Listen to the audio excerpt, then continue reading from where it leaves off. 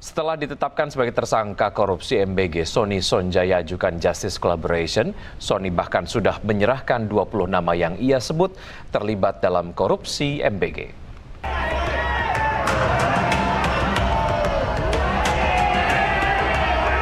Menjadi satu dari 3 tersangka korupsi MBG, mantan Wakil Kepala BGN Sony Sonjaya langsung ajukan diri sebagai Justice Collaborator. Bukan hanya rencana, kuasa hukum Sony Krisnamurti langsung menyerahkan surat pengajuan Justice Collaborator ke Kejaksaan Agung. Krisna mengaku Sony bahkan sudah menyerahkan 20 lebih nama yang diduga bekerja sama menggerogoti uang MBG. Ya, lebih dari 20 nama itu disebutkan. Cuman klien kami bilang itu baru sebagian. Karena break kita di dalam pemeriksaan kemarin klien kami cukup lelah dan mungkin akan ada pemeriksaan lanjutan, nggak tahu nanti kapan penyidik akan memberitahukan kita dan akan diungkap mungkin ya kemarin bilang baru sebagian aja nama-nama itu. Sebelumnya bersama mantan Kepala BGN Dadan Hindayana dan mantan Wakil BGN Lodowike Pusung, Sony ditangkap Kejagung. Ketiganya langsung ditetapkan sebagai tersangka. Mereka diduga cawe-cawe dalam proyek BGN. Penyidik bahkan menuduh Sony terafiliasi dengan sejumlah yayasan dapur MBG.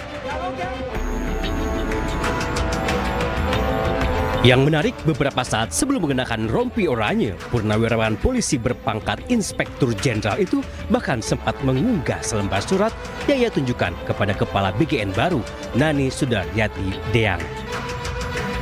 Tim Liputan Ainus melaporkan. Sementara itu, advokat Elsa Syarif menyatakan mundur sebagai pengacara Sony Sonjaya. Elsa menilai selama menjadi kliennya, Sony tidak jujur dalam memberikan keterangan. Kalau nggak kayak begini, kan harusnya Pak Sony bisa bertanya atau tulis surat. Kenapa Bu Elsa nggak datang kan? Itu berarti kan ada seperti kebiasaan dia menulis surat itu kan? Biasa nulis surat. Kenapa sekarang dia nggak nulis surat ke saya? Dan saya kenapa jadi sulit sekali? Pokoknya saya mau titip surat aja nggak bisa. Baik. Gitu. Jadi ngapain saya kerja yang nantinya loose semuanya, dan terutama perasaan saya juga loose. Lebih bagus saya mundur. Badan Gizi Nasional memutuskan menyetop sementara program makan bergizi gratis selama masa libur sekolah. Kebijakan ini diambil untuk membenahi pelaksanaan program MBG termasuk mengaudit seluruh dapur penyedia MBG. BGN pun berharap pelaksanaan MBG dapat berjalan lebih baik saat kegiatan belajar mengajar kembali dimulai. Itu skema insentif untuk operasional dapur MBG juga tidak akan selalu sebesar 6 juta rupiah per dapur, melainkan disesuaikan dengan jumlah penerima di setiap SPPG. Wakil Kepala BGN Agustina Arumsari juga menyebut ada kemungkinan penggabungan SPPG jika ditemukan ketidaksesuaian data di lapangan. Kami juga memanfaatkan momentum untuk libur sekolah ini. Kami akan stop semua, kami akan audit semua dapur, sehingga nanti mudah-mudahan ketika nanti anak-anak sudah masuk sekolah, kita sudah lebih baik, kondisi di lapangan sudah lebih rapi gitu ya.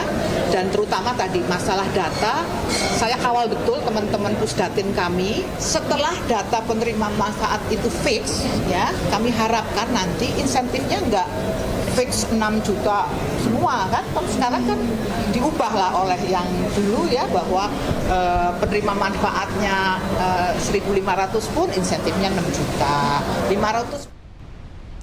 Terima kasih Anda masih bergabung sama kami. Pemirsa, jelang hari jadinya yang ke-499, pemerintah Provinsi Jakarta terus mempercantik sejumlah kawasan yang menjadi wajah Jakarta. Kawasan Rasuna Said Setiabudi Kuningan di Jakarta Selatan menjadi wilayah yang sedang menjalani proses revitalisasi. Ya, seperti revitalisasi di kawasan Rasuna Said yang masih terus berjalan hingga hari ini. Sudut jalan seperti di seberang gedung KPK masih berlangsung pengerjaan tanggul Kali Cideng yang dilakukan oleh kendaraan berat. Jalur pejalan kaki atau pedestrian di bawah stasiun LRT Setiabudi pun juga dalam perbaikan. Sedangkan untuk pedestrian lain yang berada di depan JPO atau halte Kuning Mandia terlihat sudah lebih rapi dan lebar. Serta jalan Rasuna Said juga sekarang terlihat lebih lebar dengan adanya penambahan lajur.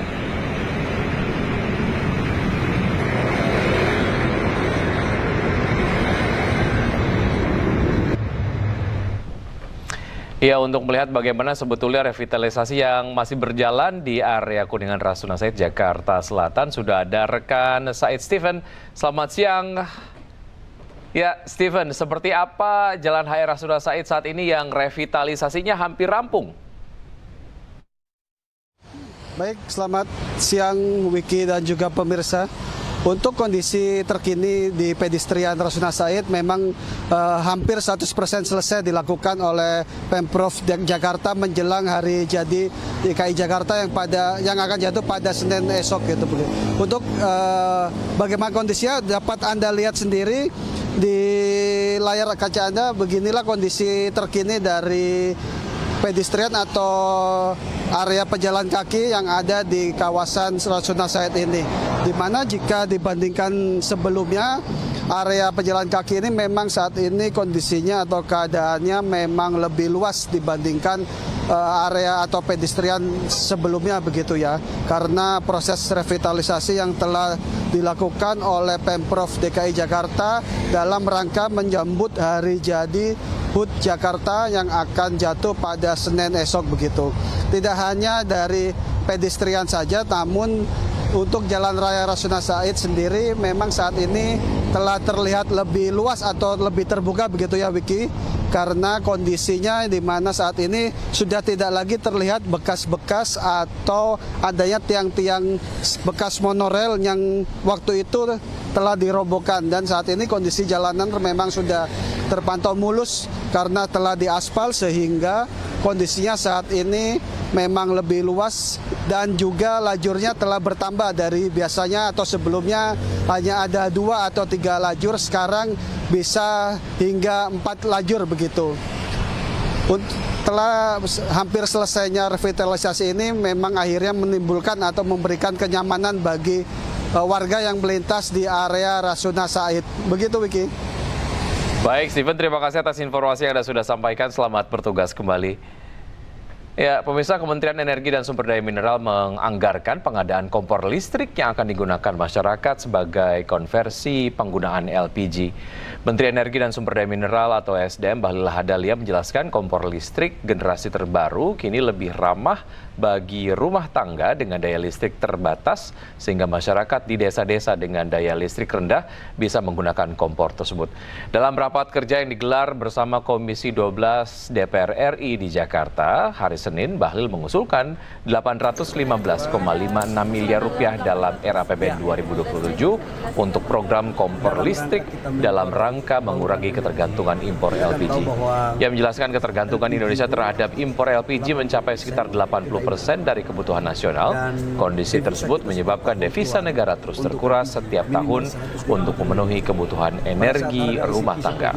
Itu pasti di atas 180. Nah, ini sebagai tahap awal karena ada beberapa model kompor listrik yang sekarang kita mintanya itu di sekitar di bawah 900 kWh supaya rakyat kita yang di daerah-daerah yang di kecamatan di desa itu bisa dipakai.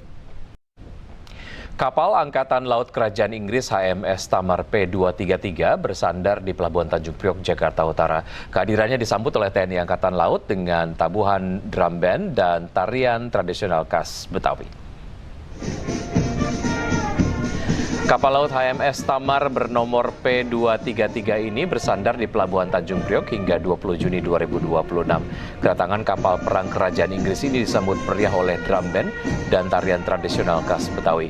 Kunjungan kenegaraan kapal laut HMS Tamar P233 dilakukan untuk memperkuat hubungan diplomatik, ekonomi, dan keamanan kedua negara, sekaligus bentuk kesepakatan kemitraan strategis antara Indonesia dan Inggris di bidang maritim.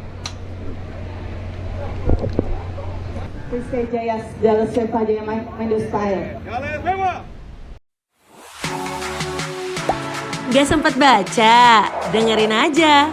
Klik icon text to speech, gak pakai ribet di okezone.com.